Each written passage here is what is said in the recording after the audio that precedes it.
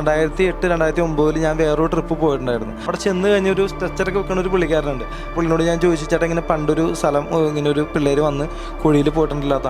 അപ്പോൾ ആ പുള്ളി ഇങ്ങനെ വിവരിച്ച്, പക്ഷെ ഞാൻ ആ പുള്ളിനോട് പറഞ്ഞു ഞാനാണ് കൊണ്ടുവന്നൊന്നും പറഞ്ഞു. എനിക്ക് പേടിയാണ്. പണ്ട് ഞങ്ങൾ ആ പോലീസുകാരുടെ ആ ഒരു പേടി ഞങ്ങളുടെ മനസ്സിൽ കിടപ്പുണ്ട് ഞങ്ങളുടെ. അപ്പോൾ ആ പുള്ളി പറയുന്നത് കേട്ടിട്ടേ ഞങ്ങൾ പേടിച്ചു. മോനെ അത് ഒരുപാട് പേര് മരിച്ചു, 13 പേര് മരിച്ചിട്ട്. ഒരു സെൻട്രൽ ഗവൺമെന്റിന്റെ ഒരു MLA-യുടെ ഒരു പെങ്ങളുടെ മോൻ അങ്ങനെ ഒന്നും മരിച്ചിട്ടുണ്ട്. അന്ന് 1 ലക്ഷം രൂപ കൊണ്ട് കൊടുക്കാം 2006 എന്നിട്ട് ഒരു ബോഡിയുടെ ഒരു അംശം പോലും എടുത്തു കൊടുക്കാൻ, ഒരു കർമ്മം ചെയ്യാൻ വേണ്ടി എടുത്തു കൊടുക്കാൻ പോലും ആർക്കും പറ്റിയിട്ടില്ല. ഇപ്പം ഞാനാണെങ്കിൽ ആ കുഴിയിലേക്ക് വീണു, ഞാൻ മരിച്ചു. പക്ഷെ ഞാൻ മരിച്ചു ചെല്ലുമ്പോൾ വീഴുമ്പോൾ തന്നെ മരിക്കണില്ല. എൻ്റെ ഒരു ശബ്ദം ഇടറിപ്പോയതോ അല്ലെ കൈ കാലൊടിഞ്ഞതോ ശബ്ദം പുറത്ത് ഞാൻ കിടന്ന് പട്ടിണി നരയിച്ചാണ് ആ കടന്ന് മരിക്കണത്.